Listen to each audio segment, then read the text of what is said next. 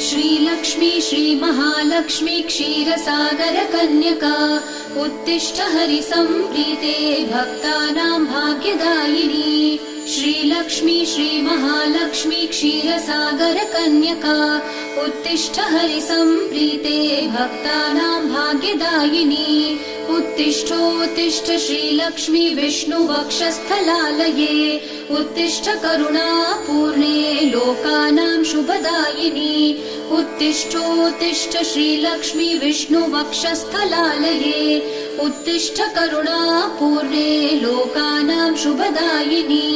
श्रीपद्ममध्यवसिते वरपद्मनेत्रे श्रीपद्महस्तचिरपूजित पद्मपादे श्रीपद्मजातजननी शुभपद्मवक्त्रे श्रीलक्ष्मी भक्तवरदे तव सुप्रभातम्।